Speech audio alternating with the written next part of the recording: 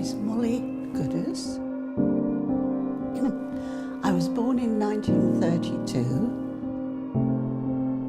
and so I was 7 when the war started and 13 when it finished. You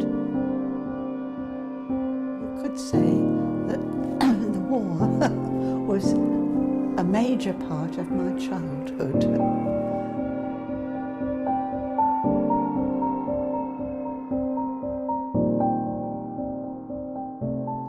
At the beginning of the war, I was at Balfour Road School, but very early on we were turned out because the authorities wanted to use Balfour Road School, which was a single-storey building. They wanted to use it for a convalescent hospital for the military. Ditchling Road School, or as we now call it, the Downs, made room for us in their building, but it was for half the day. So half the day we were in some of their classrooms, and the other half of the day we were in local church halls. So that really was my first link with the Downs School. I knew something was different.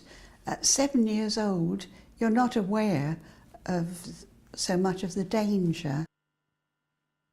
When the sirens went for the air raid, I suppose there was a little sense of urgency, fear then, but I couldn't really say I was really frightened.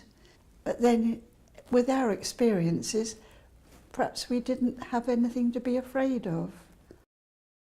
If I'd have been a bit older, I probably would have been more aware of other things. If the siren went, you knew that you got to stop what you were doing. You picked up your gas mask to take with you, and if it was winter and you had a coat with you, you took your coat, because it could be quite cold down in those shelters. You lined up in the classroom, and then you followed the teacher. You knew that you had got to be quick, but you mustn't run, because that could cause an accident. So you made your way quickly to the shelters, you filed in.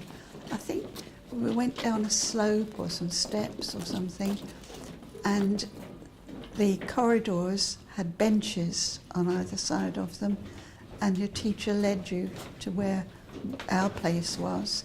You sat down and you waited. The teachers tried to keep us occupied. One thing I know, we used to practice our multiplication tables. 8 is 56. 2 times 4 is 8. 12 times 8 And occasionally we could sing. The sort of songs that they taught us in school, of course, were some of the old folk songs. Bobby Shafto, Early One Morning, and the number one, 10 green bottles hanging on the wall. If one green bottle should accidentally fall, there'll be 9 green bottles sitting on a wall. 9 green bottles sitting on a wall. 9 green bottles sitting on a wall. If one fell off and accidentally falls, there'll be 8 green bottles sitting on a wall. I don't think the air raids in Brighton used to last all that long. The teachers would, say, right, we're going back to the classroom, and you'd all stand up and file out, and then get on with whatever you were doing before you were interrupted. When I went back in 1952 to teach at the Downs, the entrance to the shelters had been taken away, but they'd left the base of it, and it was there in the playground It was of a height, about the height of this chair, that you could actually sit on that wall. There was no sign of the actual shelters. I mean, it was just an ordinary playground. I don't really remember it ever being discussed, but some years later, not so many years ago, when the Downs building was 100 years old, I was invited to go back to some sort of a celebration, and they had opened up the shelters, and we were invited to go down to see them. And I was surprised, you know, I'd forgotten about them really, the shelters, and the fact that they were there.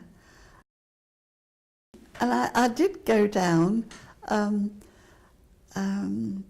one of the open occasions when the Brighton Festival was on, and I was very impressed at what they've done down there, and made a very interesting museum style down there. Mm.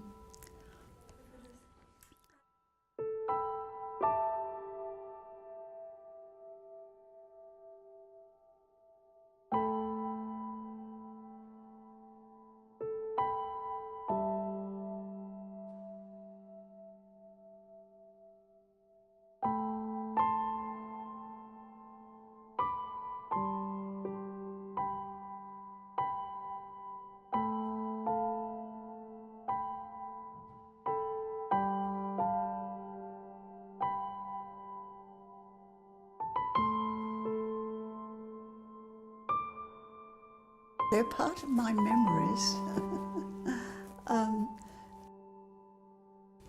My childhood memories, and of course later on, quite an important part of my life.